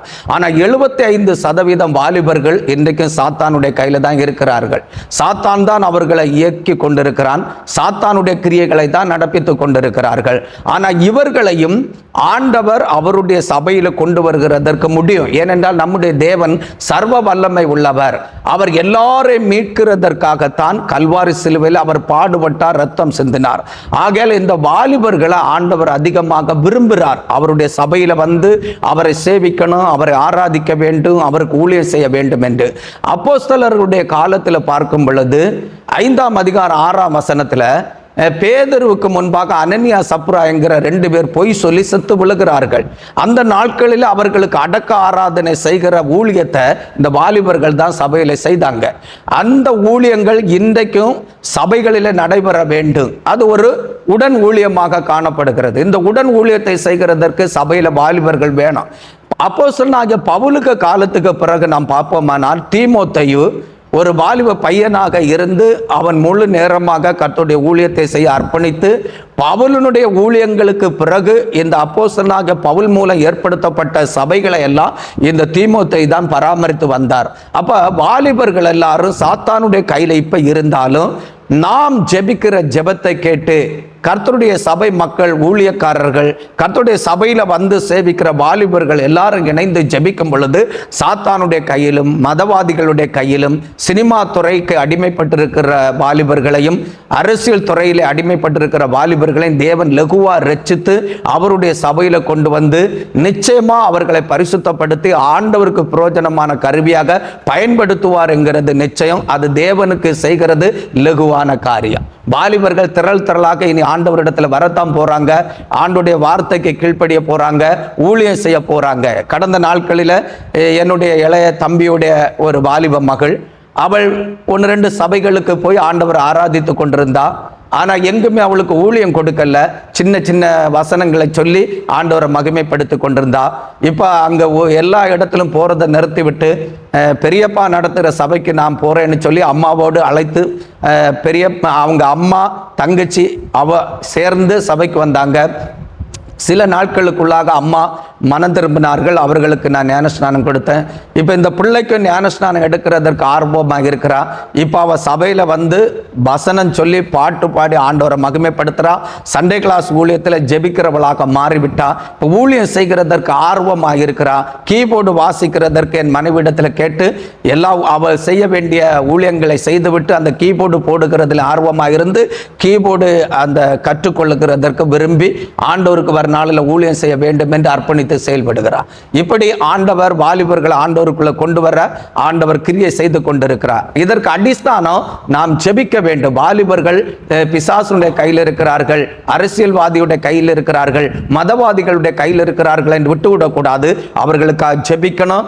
அவர்களுக்கு நல்ல ஆலோசனை இயேசு கிறிஸ்துடைய போதனையை கொடுத்து ஆண்டவருக்குள்ள கொண்டு வரும் பொழுது ஆண்டவர் சீக்கிரமா துரிதமா வாலிபர்களை சபையில கொண்டு வருவார். கண்டிப்பா பாஸ்டர், கண்டிப்பா கொண்டு வருவாரு. நம்ம வசனத்தின்படி பைபிளில் உரைக்கப்பட்ட தீர்க்க தரிசனம் நிறைவேறணும்னா அது கண்டிப்பா அவங்க வந்தே ஆவாங்க. Okay pastor. ஃபர்ஸ்ட் அடுத்த கேள்விக்கு நேராக போகலாம். தேவன் உங்களுக்கு செஞ்ச நன்மைகள்ல நீங்க பிரதானமா நினைக்கிற ஏதாச்சும் ஒரு நன்மைகள் நீங்க சொன்னா அது கொஞ்சம் சொல்லலாம். நான் ஏராளமான நன்மை ஆண்டவரிடத்திலிருந்து பெற்றிருக்கிறேன். எளிமையான முறையில் தான் நான் ஊழியம் செய்வேன். பார்க்குறவங்களுக்கு ஒரு எளிமையாக இருந்தாலும் ஆண்டவர் என்னுடைய வாழ்க்கையில் ஏராளமான அற்புதங்களை செய்திருக்கிறார். அதில் சமீபத்தில் ஒரு அற்புதத்தை நான் உங்களுக்கு சொல்லுகிறேன். நாங்கள் ஒரு சின்ன வீட்டில் வைத்து தான் சபை ஆராதனை நடத்தி கொண்டிருந்தோம். ஒரு 5 பேர் 10 பேர் தான் கூடி நாங்கள் ஆராதித்து கொண்டிருந்தோம். மழை வரும் பொழுது எங்கள் வீட்டின் அருகாமையில் இருக்கிறவர்கள் எல்லாம் நாங்கள் இந்த பெந்தேகோஸ்து ஊழியம் செய்கிறதுனால பொறாமை கொண்டு எரிச்சல் கொண்டு கல்லுகளை மாங்காய்களை பறித்து எரிந்து சீட்டெல்லாம் உடைஞ்சு போயிட்டு மழை வந்தால் எல்லா தண்ணீரும் சபைக்குள்ளே தான் இறங்கும். நாங்கள் கூட்டம் நடத்தி கொண்டிருக்கும் பொழுது நானும் மனைவியும் பானைகளை சர்வங்களை வைத்து மழையை பிடித்து கொண்டு ஒரு ஓரமாக இருந்து கூட்டத்தை நடத்தி கொண்டிருப்போம். வந்திருக்கிற மக்களையும் அந்த ஒழுகிற தண்ணீரிலிருந்து சேர தூக்கி எங்கள் அருகாமையில் போட்டு உட்கார வைத்து நாங்கள் பாடல் ஆராதனை நடத்தி ஜெபம் பண்ணி பிரசங்கம் பண்ணுவோம். அப்படிதான் நடந்து கொண்டிருந்தது. இதனால எங்களுக்கு பயங்கரமான சோர்வு. மழை வெள்ளம் முழுவதும் சபைக்குள்ள வந்து காலளவு தண்ணீராக இருக்கும். கூட்டம் முடிந்த பிறகு இந்த தண்ணீரை பெருக்கி நாங்கள் கோரி வெளியில் விட்டுக்கொண்டு தான் அடுத்த வேலைகளை செய்ய வேண்டும். இப்படிப்பட்ட ஒரு சூழ்நிலையில் காணப்பட்டோம். ஏன்னா எங்களுடைய சூழ்நிலை ஏழ்மை, வருமானங்கள் அந்த ஏரியாவில் கம்மியாக இருந்தது. இப்படி இருக்கும் பொழுது ஒரு நாள் ஆவியானவர் என் உள்ளத்தில் பேசினார், என் மகனே 2 வாரம் காலையில் 10 மணியிலிருந்து 1 மணி வரையிலும் என் சமூகத்தில் உபவாசம் இருந்து ஜெபம் பண்ணினேன்னு ஆண்டவர் உணர்த்தினார். நான் என் மனைவி இடத்துல சொன்னேன். மனைவியும் சொன்னா, சரி நம்ம ஆண்டவர் சொல்றாருல செய்வேன். 2 பேரும் இணைந்து இந்த உபவாச நாளை நாங்கள் நியமித்து 2 வாரம் நானும் என் மனைவியும் என் அம்மாவும் எங்களோடு கூட ஒரு 2 சகோதரிகளும் கூட வருவாங்க. நாங்கள் எல்லாருமா சேர்ந்து உபவாசம் இருந்து ஜெபித்தோம். 2 வாரம் 14 நாள் உபவாசம் இருந்து ஜெபித்தோம். 14ஆம் நாள் திருவிருந்து நடத்தி முடிந்தோம். அதே வாரத்தில் பார்த்தீங்கன்னா திங்கள் செவ்வாய் புதன் வியாழன் வருகிறது. அடுத்து வெள்ளி சனி ஞாயிறு ஒரு சபையில் கன்வென்ஷன் கூட்டம் நடக்கிறது. அந்த கன்வென்ஷன் கூட்டத்தில் என்னை மனைவியும் அழைத்திருந்தார்கள். நாங்கள் போயிருந்தோம். அந்த கன்வென்ஷன் கூட்டத்தில் எனக்கு ஒரு ஜெபம் நடத்த தந்தார்கள். ஜெபம் முடிந்ததும் நாங்கள் சாப்பிட்டு கொண்டிருக்கும் பொழுது ஒரு அம்மா அவங்களுடைய உள்ளத்தில் ஆண்டவர் பேசி என்ன தேடி வர்றாங்க. பாஸ்டர், நீங்கள் எங்கே ஊழியம் செய்கிறீங்க? நான் இப்படி இன்னென்ன பகுதியில் இருந்து ஊழியம் செய்கிறேன். நீங்கள் ரொம்ப ஏழ்மையான ஒரு சூழ்நிலையில் ஊழியம் செய்கிறதாக ஆவியானவர் எனக்கு சொல்கிறார். நீங்கள் ஊழியம் செய்கிற இடத்த எனக்கு ஒரு நாள் கொண்டு வந்து காண்பீங்கன்னு சொன்னாங்க. அப்போ நான் சொன்னேன், நீங்கள் வாங்க, நீங்கள் என்ன செய்கிறீங்க? நான் சுவிசேஷ ஊழியம் செய்கிறேன், ஏழை ஊழியங்களை தாங்குவேன், எனக்கு சந்தோஷம், நீங்கள் ஒரு நாள் வாங்க எங்கள் சபைக்கு வந்து பிரசங்கம் பண்ணுங்கன்னு சொல்லி அழைத்தேன். அவங்க பிரசங்கம் பண்ண வந்தால் எங்கள் சபையை பார்க்குறாங்க. பாஸ்டர், நீங்கள் இவ்வளவு உத்தமமாக ஊழியத்திற்கு ஓடி ஓடி செய்கிறீங்க, இப்படிப்பட்ட சூழ்நிலையாக இருக்கிறீங்க, இதுவா உங்கள் சபையை? உடனே மாற்றணும்னு சொல்லி அந்த அம்மா லோனு கட்டுகிறதற்கு வைத்திருந்த 50,000 ரூபாயை மறுநாள் என்ன தேடி கொண்டு வந்து என் கையில் தந்து வேலையை ஆரம்பிக்கன்னு சொன்னாங்க. நாங்கள் அந்த வேலையை ஆரம்பித்து இப்போ சபையாக பெருசாக கட்டி எழுப்பி ஒரு சொட்டு மழை துள்ளியும் சபையில் விழாதபடிக்கு நல்ல முறையில் சபை ஊழியத்தை செய்கிறோம். இப்போ ஆத்துமாக்களும் வந்து கொண்டே இருக்கிறாங்க.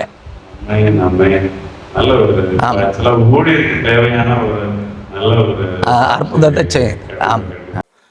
நம்மளும் ஓடும்போது விசுவாசத்தோடு தான் நம்ம பிரயாணத்தை தொடங்கணும். ஒருபோதும் இடக்கூடாது. தேவன் குறித்த நாட்களில் கண்டிப்பாக நம்மளுடைய தேவையை அவர் நிறைவேற்ற வல்லவராக இருக்கார். கடைசி கேள்வியா, இப்போ இருக்கிற இந்த 21ஆம் நூற்றாண்டில் ஊழியர்கள் என்ன செய்யணும், அதே மாதிரி விசுவாசிகள் என்ன செய்யணுங்கிறத ஒரு ஆலோசனையை நீங்கள் சொன்னால் கொஞ்சம் நல்லா இருக்கும் பாஸ்டர். இப்போ இருக்கிற காலகட்டத்தில் ஊழியக்காரர்கள் சத்தியத்தை விட்டு விலகி போய் உலகத்தின் ஆடம்பரங்களை சபைக்குள்ள கொண்டு வந்துட்டாங்க. மக்களையும் விசுவாசத்தை விட்டு விலகி போக பண்ணி உலகத்துக்கு நேராக நடத்துகிறாங்க. இதனால சபையில வருகிற விசுவாசிகள் ஊழியக்காரர்களுக்கு கீழ்ப்படுகிறதில்லை, சத்தியத்திற்கு கீழ்ப்படுகிறதில்லை. உலகத்தையே நோக்கி பார்த்து உலகத்தின் ஆசைகளை ஆடம்பரங்களை விரும்பி உலகத்தை அனுபவிக்க வேண்டும் என்கிறதற்காகவே வாழுகிறார்கள். சபைக்கு கடமைக்காக வருகிறார்கள், ஆராதிக்கிறார்கள், ஜெபிக்கிறார்கள், வேதத்தை கேட்கிறார்கள், போய்கொண்டிருக்கிறார்கள். இப்படி சபையை நடத்துகிற ஊழியக்காரர்களும் விசுவாசிகளும் வாழ்ந்தா நிச்சயமா ஆண்டவராகிய இயேசு கிறிஸ்துவினுடைய வருகையில் இவர்கள் கைவிடப்படுவார்கள். ஆகையால் இந்த கடைசி காலத்தில் கிறிஸ்தவர்களாக வாழுகிறவர்கள், கிறிஸ்துவுக்காக வாழுகிறவர்கள், கிறிஸ்துவுக்கு ஊழியம் செய்கிறவர்கள், ஆதி பெந்தேகோஸ்தே நாளிலே தேவன் பரிசுத்த ஆவியை ஊற்றி சபையை உருவாக்கின நாளிலே ஆண்டவர் கொடுத்த உபதேசங்களை சபைக்கு போதிக்கணும். சபையில வருகிற மக்களை அந்த உபதேசத்தில் நிலைநிறுத்தணும். சபை மக்கள் இடராதபடிக்கு எல்லா விதத்திலும் ஊழியக்காரர்கள் கற்புள்ள நடக்கை நடந்து காட்டணும். அப்போஸ்தலனாகிய பவுல் சொல்லும் பொழுது, நாங்கள் உங்களிடத்துல எவ்வளவு பரிசுத்தமும் எவ்வளவு பிழையின்மையுமாக நடந்தோம் என்கிறதற்கு நீங்களும் சாட்சி, தேவனும் சாட்சி. இந்த சாட்சி இன்றைய தினத்துல இன்றைய காலகட்டத்தில் ஊழியக்காரர்களிடத்துல வேணும். அநேக ஊழியக்காரர்களுக்கு விசுவாசிகள் நடுவில் சாட்சி இல்லாத ஒரு வாழ்க்கை. இதனால சபையில சீர்குலைச்சல்கள், பிரிவினைகள், பிளவுகள் காணப்படுகிறது. இந்த சூழ்நிலை மாறி சபையில விசுவாசிகள் நடுவிலும் சமுதாயத்திலும் ஊழியக்காரர்கள் பரிசுத்தமுள்ள வாழ்க்கை வாழணும், பிழையற்ற வாழ்க்கை வாழணும். விசுவாசிகளை நேசித்து அவர்களுக்காக ஜெபிக்கிறவர்களாக காணப்படணும்.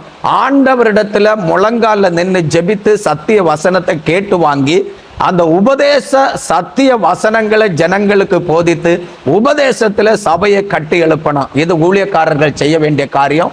அதுபோல சபை மக்களும் உலகத்தின் ஆடம்பரத்தை விரும்பாதபடிக்கு ஆதி நாட்களிலே எல்லாவற்றையும் சபையில கொண்டு வந்து வைத்து விசுவாசிகள் பொதுவா அனுபவித்து கிறிஸ்துவனுடைய ஊழியத்தை ஒருமனப்பட்டு கட்டி எழுப்பினார்கள். சத்தியத்திற்காக வைராக்கியமா நின்றார்கள். சத்தியத்திற்காக தங்களுடைய ஜீவனையும் பாராதபடி கிறிஸ்துவை சேவித்தார்கள். இந்த அனுபவம் விசுவாசிகளுக்குள்ள இந்த கடைசி காலத்துல வருமானால் கிறிஸ்து மகிமைப்படுவார். கிறிஸ்துவனுடைய சபைகள் கட்டி எழுப்பப்படும். கிறிஸ்துவனுடைய வருகைக்கு ஊழியக்காரர்களும் சபை மக்களும் ஆயத்தமாவார்கள் என்கிறது நிச்சயம். இப்படி செய்யாவிட்டால் இப்பொழுது போய்கொண்டிருக்கிற நிலைமையில தான் ஊழியக்காரர்களும் விசுவாசிகளும் செயல்பட்டால் கிறிஸ்துவனுடைய வருகையில கைவிடப்படுவார்கள். நாம் கைவிடப்படுகிறவர்களாக ஊழியக்காரர்களும் காணப்படக்கூடாது, விசுவாசிகளும் காணப்படக்கூடாது.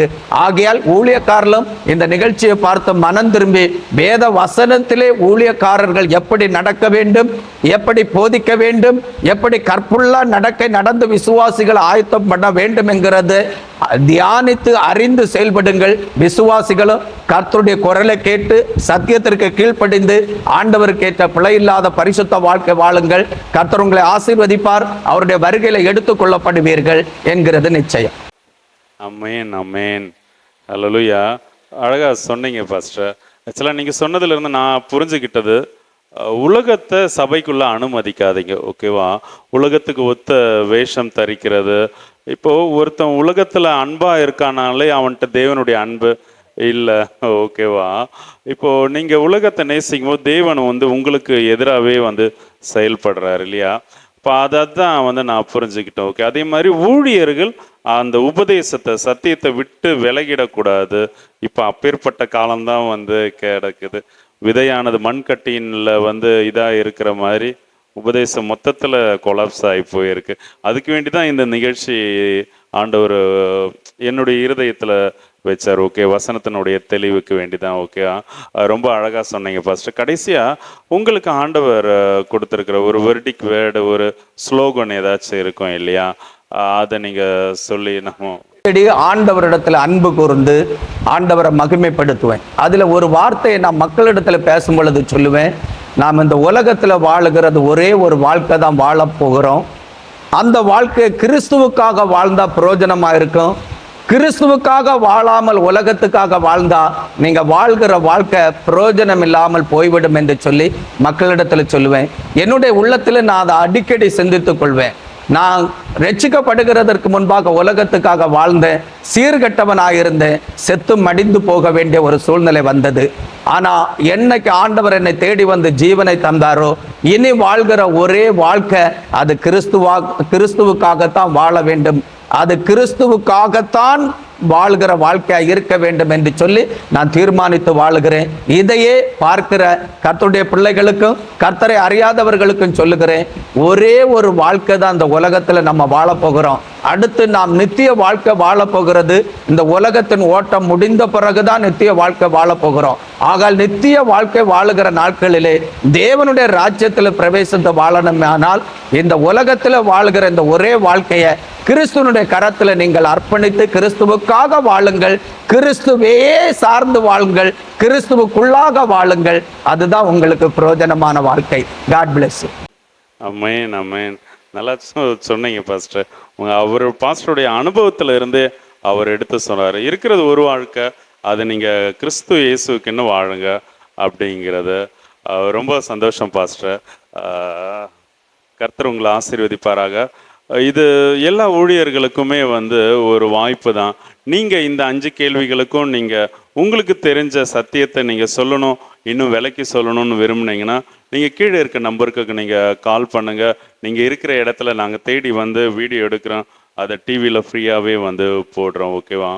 அதே மாதிரி இந்த காஸ்பல் டிவி உலகத்தில் எங்கே இருந்தாலும் பார்க்கும்படியாக நமக்கு ஒரு ஆப் இருக்குது, காஸ்பல் தமிழ்நாடு அப்படின்ட்டு. ப்ளே ஸ்டோரில் நீங்கள் சர்ச் பண்ணிங்கன்னா கிடைக்கும். அது நீங்கள் ப்ரோக்ராமை பார்க்க முடியல, வீட்டில் இல்லை, நீங்கள் காரில் ட்ராவல் பண்ணிட்டு இருந்தாலும் சரி, நீங்கள் வெளியில் சொந்தக்காரங்க வீட்டில் இருந்தாலும் சரி, இல்லை பவர் கட் ஆனாலும் சரி, உங்களுக்கு ஆண்ட்ராய்டு ஃபோனில் இருந்ததுன்னா, டேட்டா இருந்ததுன்னா, நீங்கள் எங்கே இருந்தாலுமே வந்து இந்த சேனல் வந்து பார்க்கலாம். கர்த்தர் உங்களை ஆசீர்வதிப்பாராக. நம்ம அடுத்த நிகழ்ச்சியில் வந்து சந்திக்கலாம். Thank you. God bless you all. ரொம்ப சந்தோஷம் பாஸ்டர். ரொம்ப சந்தோஷம் சிஸ்டர். தேங்க்யூ.